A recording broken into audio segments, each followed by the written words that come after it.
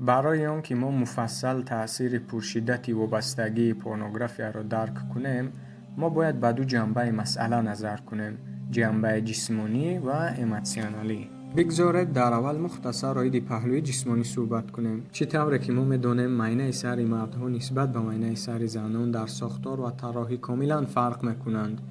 مثلا مردان در اکثر حالتها به تصویرهای ویژوالی جلب کرده میشوند. این همان چیزی است که آنها را به حالت شهوانی گرفتار میکند. در معاینه سر تالاموس گفتنی چیزی موجود است که مسئول جدا کردن تصویرهای شهوانی میباشد. حتی اگر به مرد صدها تصویرها معرفی شود هم و یکی از آنها طبیعتاً از جهت شهوانی باشد، تالاموس این تصویر را به مرد تقدیم میکند. از این رو در اسلام به ما توصیه داده شده است که هوشیار باشیم و همیشه چشمانمون را پیش خود نگه داریم. Allah subhanahu wa ta'ala, God Almighty said in the Quran, قُلْ لِلْمُؤْمِنِينَ يَغُضُّوا مِنْ أَبْصَارِهِمْ وَيَحْفَظُوا فُرُوجَهُمْ. به مردان مؤمن بگو که چشمانشان را پایین بیاورند و در نتیجه آنها میتوانند خاکساری خود را نگه دارند، پاک دامنی و شرمگاهشان را حفظ کنند.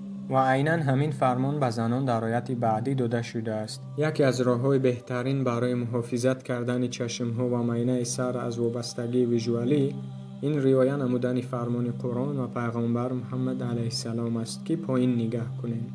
اما اگر ما چشمان خود را آزادانه به آن چیزی که ما را به رفتار نامطلوب شهوانی آورده می‌رساند نظر کنیم، پس وابستگی افزایش خواهد یافت و ما همیشه از پی تصویرهای باز هم شهوانی تر خواهیم بود. و شما می توانید چند بارها به آنچه که نظر کرده اید عمل کنید و ممکن است که به مناسبت‌های بیرون از ازدواج دست زنید و در نتیجه شما می توانید به گرفتار بیماری‌های خیلی خطرناک گذرنده گرفتار شوید. مشکلات حالا دیگر در قانع کردن نفس خود نیست.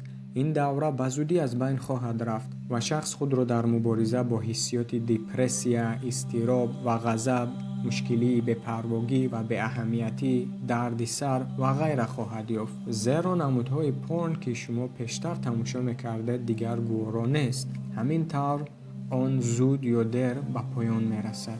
از این رو شما مقدار را زیادتر میکنید و چیزهایی را تماشا خواهید کرد که قبلا درباره تماشای آنها فکر نمیکردید، به مانند علاقه جنسی حیوانات و دیگر فیلم‌های نفرت انگیز، تا اینکه قناعت شوید. در مورد جنبه احساساتی، بسیاری ها از مشکلی خودپرستی یا نارکسیسم رنج خواهند برد، زیرا پورنوگرافیا تنهایی و خودقناعتمندی را وعده می‌دهد. خصوصاً بسیاری از مردان هیچگاه به حسیات همسران هنگام علاقه جنسی داشتن اهمیت نمی‌دهند. آنها تنها برای خوشنودی خودشان غمخواری می‌کنند. تنها چیزی که آنها اهمیت خواهند داد این لذت خودشان است و آنها هیچگاه به لذت همسرشان غمخواری نمی‌کنند. خودخواهی پس به تنهایی آورده می‌رساند و تنهایی به بسیاری از فعالیت‌های پنهانی خواهد رساند. سپس شخص می‌تواند به یک فرد ضد جمعیتی تبدیل گردد که دوست ندارد با دوستان و اعضایان عائله ارتباط داشته باشد که این را در قسمت علاوه ذکر خواهیم کرد که به تجارت و کسب شخص تأثیر خواهد رساند.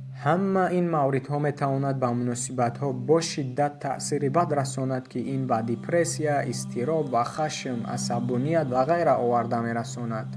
این است آن چیزی که پورنوگرافیا وعده می‌دهد، در حالی که مسیر پاکیزگی، واضحیت، اعتماد، تمرکز و موفقیت را وعده می‌دهد. چطوری که من در قسمت اول ذکر کردم، انتخاب با شما خواهد بود. پس عاقل باشید در وقت انتخاب.